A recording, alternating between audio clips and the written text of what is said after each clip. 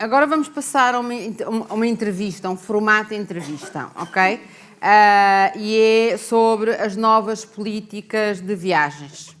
Então, será o Sérgio Almeida, da Travel Store, que vai ter uma entrevista com a Anabela Amaral, Travel Manager de Labesfal.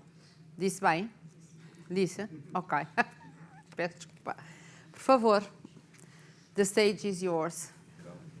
Obrigada.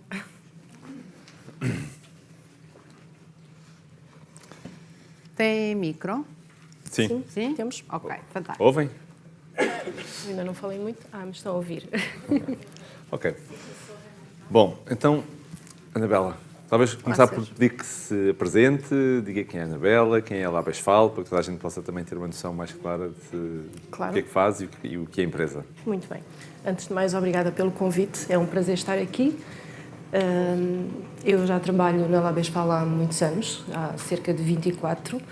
Já trabalho em viagens quase desde essa altura. Vi as viagens evoluir desde o formato de papel em que nada era fácil, tínhamos que ir à agência buscar tudo e mais alguma coisa, e agora é tudo muito mais prático, muito mais digital e muito mais tranquilo. Relativamente à Labesfal, a Labesfal é uma empresa, que neste momento é uma empresa grande, mas ela teve um início muito pequenino, num pequeno laboratório em Campo de Besteiros, uma pequena vila no distrito de Viseu. O fundador era o Dr. João Almiro, que já não está entre nós. Era uma pessoa que nos últimos anos nós ouvimos falar nas notícias, porque era uma pessoa extremamente generosa. E ele abriu este pequeno laboratório local mais para atender às necessidades locais, também para dar algum apoio aos sanatórios do Caramulo, que na altura havia. E pronto, foi assim que a Labesfal começou, de uma forma muito, muito humilde. Em 2005, alguém mais reparou em nós, e a empresa, entretanto, também foi crescendo, e a Fresenius Kabi, que certamente também já devem ter ouvido falar, acabou por comprar e teve interesse nesta fábrica, que na altura já era grande, mas com alguma incapacidade já para atender às necessidades e às demandas que, entretanto, vinham surgindo. Então, fomos integrados numa multinacional, na Fresenius Kabi, e, portanto, hoje fazemos parte desse grupo. Somos uma das fábricas, não diria das mais importantes, mas uma das muito importantes dentro do grupo. E, neste momento, em Campo de Besteiros, temos já 5 unidades de produção, um complexo logístico e, recentemente, inauguramos uma unidade de compounding, que é a primeira em Portugal. E pronto, estamos a dar os primeiros passos e acho que está a correr bem. Impressionante. Rápido. Impressionante. Anabela, hoje estamos aqui a falar sobre viagens, já falámos aqui sobre diferentes temas e eu gostava de lhe perguntar, até porque este evento, eu acho que a grande riqueza deste evento e quem aqui está, vem para aprender, para ouvir, trocar experiências, etc. E para lhe pedir, na medida do possível, que partilhasse connosco o que é que a Labesfal, ao longo destes, pensando se calhar nos últimos 2, 3 anos, e acima de tudo com a pandemia, alteraram a vossa política? Eu também, até, primeiro, 2 pontos então.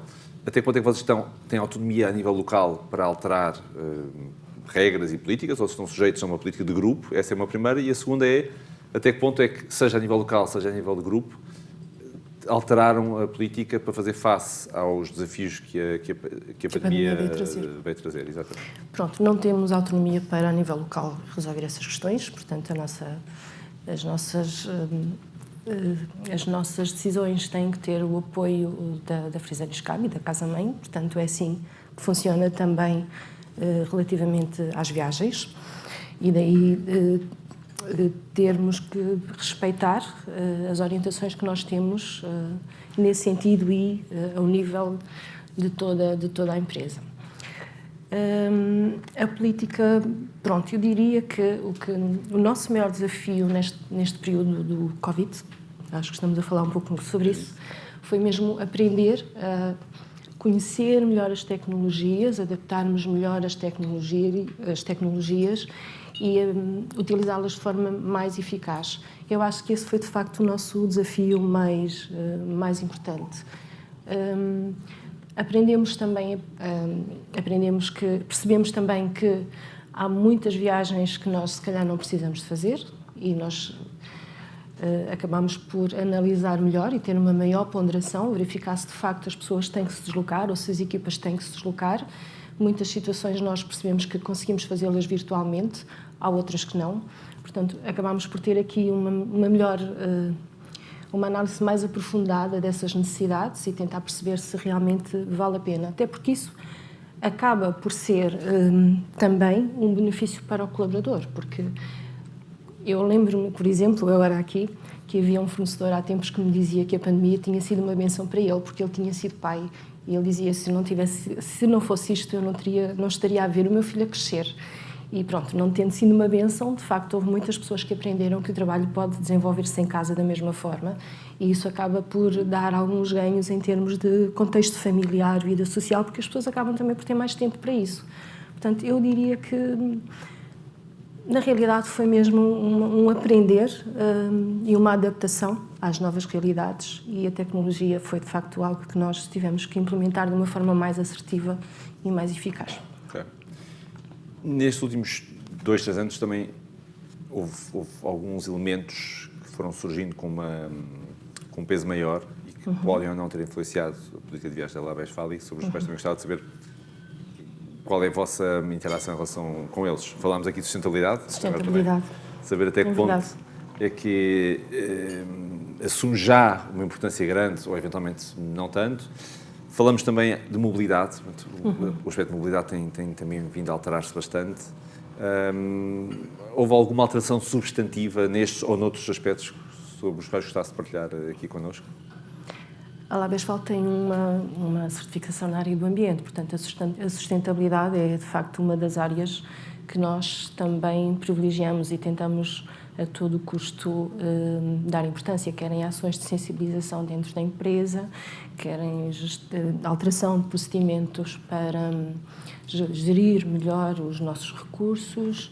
Estamos também a iniciar agora uma transição da frota para híbridos e elétricos, que eram essencialmente a diesel.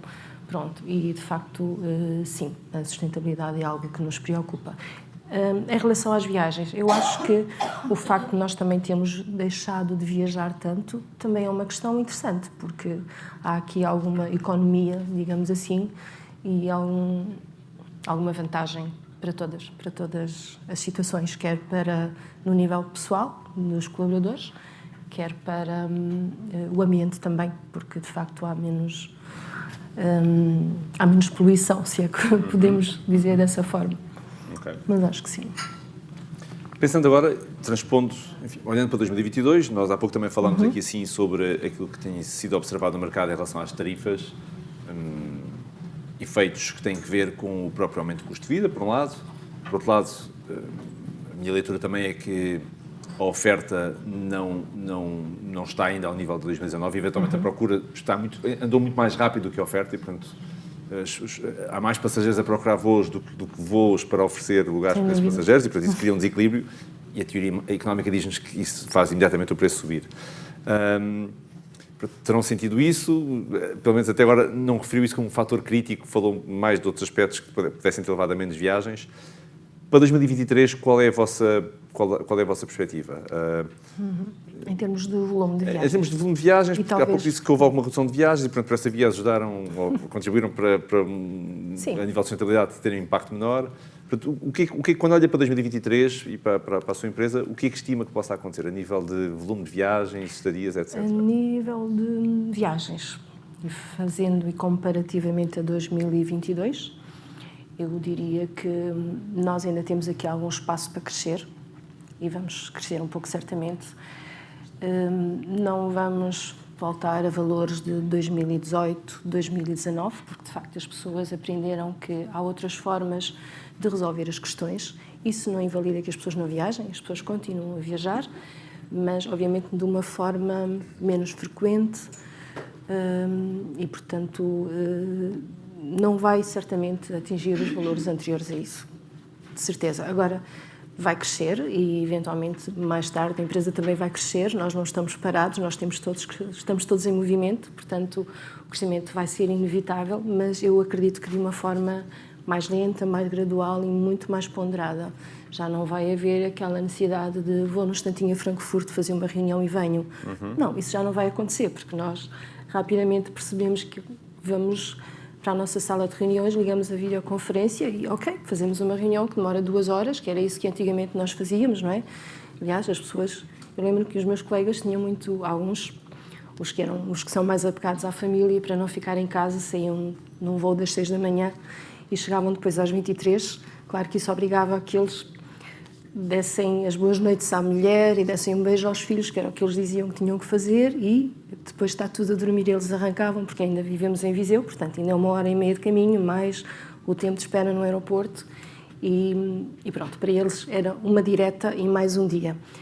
Essa situação já não se coloca, porque as pessoas estão normalmente em casa e têm, sei lá, 10 horas, têm uma reunião, ok, está resolvido, não precisam de toda esta estafa, toda esta canseira para fazer uma coisa que é bem mais fácil de fazer. Portanto, eu acho que a pandemia vem ajudar-nos bastante nesta questão e vem ensinar-nos que as tecnologias estão ao nosso dispor e nós podemos utilizá-las se as soubermos utilizar de uma forma mais eficaz.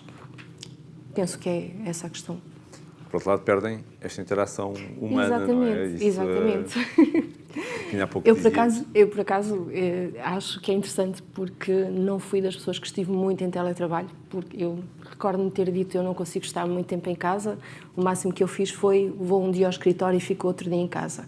E admiro as pessoas que conseguem estar em teletrabalho a semana toda e está tudo bem. E não vou dizer que não é confortável, é muito confortável, mas eu acho que nos tira toda esta interação, toda esta atividade, todo este olhar nos olhos, falar com as pessoas. Eu acho que as coisas são muito mais eficazes e se resolvem de uma forma melhor quando é assim do que de outra forma. Se calhar a vídeo, porque eu recordo-me antes disto que as pessoas recorriam muito mais às teleconferências. Era um bocadinho... Era bom, quase que resolvia, mas não se via. E cada vez mais as pessoas estão... não, vamos lá ligar a câmara. E eu acho que essa parte é interessante também, porque obviamente que não vai resolver a questão do contacto imediato, mas o facto de estarmos a ver uma pessoa do outro lado já ajuda bastante. Pronto, mas também não podemos estar a fazer isso todas as semanas. Eu acho que podemos reduzir aqui um pouquinho e vamos reduzir, se calhar, a quantidade de vezes que vamos, e vamos indo umas e ficando outras. É uma questão de ponderação, é uma questão de avaliar o que é que de facto é urgente, o que é que de facto tem que ser, porque obviamente também não vivemos sem as viagens, não é? Elas fazem parte da nossa vida e usar as coisas com bom senso. Com bom senso.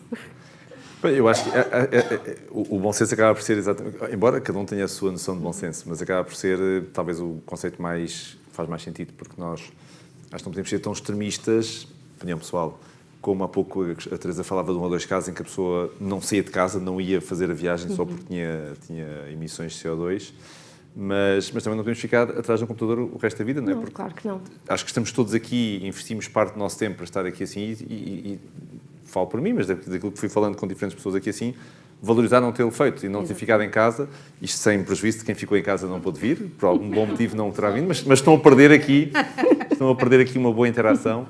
Até porque não é saudável, não é? Até porque não é saudável. Não é saudável. Bom as pessoas saírem sempre em casa, de facto é. Eu acho que é preciso ser corajoso para estar sempre em casa e não sair. Tudo bem, estou hoje em casa, mas amanhã preciso sair e arejar um pouco. E acho que ir ao escritório é bom, ou ir fazer outra coisa qualquer, mas pronto, sair, ir ao escritório, conhecer os clientes, aquilo que nós fazíamos antes da pandemia, não é? Que fazíamos com muita frequência e que a pandemia nos obrigou a reduzir e a baixar. Pronto, não, como se costuma dizer, nem tanto ao mar, nem tanto à terra. Há que criar aqui esta ponderação e perceber, ok, vamos agora, mas se calhar agora não é necessário. E com as viagens é isso que vai acontecer também. Portanto, nós não estamos certamente no volume que nós tínhamos 2018, início de 2019, estamos muito abaixo mesmo, até porque houve ali uma fase em que a empresa delineou mesmo e proibiu mesmo as viagens, portanto nós tivemos que parar, como quase todos nós, não é? Mas pronto, vamos recomeçando agora com calma e utilizando o melhor que a tecnologia tem e o melhor que nós também temos no meio desta questão. Eu, de qualquer forma, não resisto aqui a partilhar um caso que eu acho que é paradigmático e é muito interessante. E, aliás, é um cliente que estará ali atrás daquela câmara, atrás do seu PC, uma empresa portuguesa, um unicórnio português na área de tecnologia, que viajava muito antes da pandemia e, de repente, com a pandemia, nós mantivemos contacto com eles e eles diziam, esqueçam, o nosso paradigma mudou, nós percebemos que conseguimos fazer tudo à distância, não precisamos estar ao lado dos clientes, portanto, nunca mais vamos viajar o que viajávamos. E nós, bom, ok, fomos adaptando os nossos recursos. Meados deste ano, março, abril, estavam ao nível de 2019 e agora estão acima. Portanto, isto para vos dizer que realmente estamos em períodos de grande incerteza e, portanto, achamos que vai acontecer determinada coisa, mas depois o negócio exige outra. E parece-nos a nós, isto obviamente pode parecer um bocado parcial, mas parece-nos a nós que realmente o viajar como elemento de concretização de objetivos profissionais continua a ser muito importante. Se calhar essas viagens que ia de manhã e vinham ao final do dia realmente podem ser eliminadas, mas haverá outras que, entretanto, se calhar surgem porque a pessoa, estando em casa, consegue falar com mais gente, se calhar isso gera necessidades de outras viagens. Só para terminar, Anabela, quando pensa nos desafios que tem ou que tem tido ou que tem pela frente, alguma sugestão que queira deixar para as companhias aéreas, para os hotéis, para as agências de viagem? Em que medida é que nós podemos dar um contributo positivo para vocês atingirem os vossos objetivos também? As companhias aéreas, eu partilhava aqui há pouco com o Sérgio uma novidade que é importante, que é, eu não sabia que era possível alterar o nome do passageiro. Deve ser recente, certamente, porque isso era uma das questões que nós temos e estávamos a falar exatamente do Covid, né? De repente as pessoas ficaram com o Covid e já não pode ir João, agora tem que ir o Manel. Pronto, e depois, ok, ficamos aqui com o bilhete e lá vai isto. Pronto. É importante que as companhias aéreas se adaptem e sejam flexíveis a esse ponto, também para evitar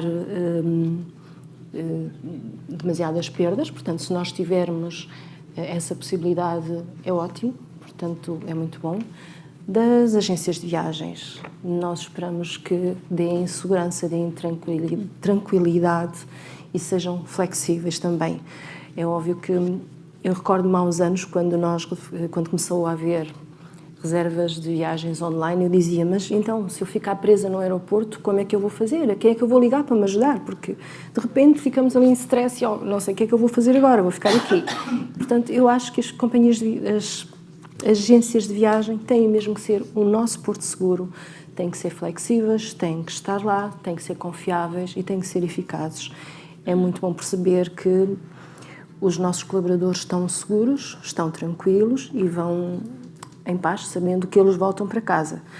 Eu recordo-me que havia um colega que, houve uma altura, levou a esposa ao escritório e fez questão de me apresentar e dizer, esta é a Anabela, eu tenho que a tratar bem porque é ela que me manda para fora, ela tem que me trazer de volta. E eu acho que é isso que nós esperamos das agências, é que, de facto, quando nós precisamos, especialmente quando há imprevistos, e há muitos, e cada vez há mais, não é?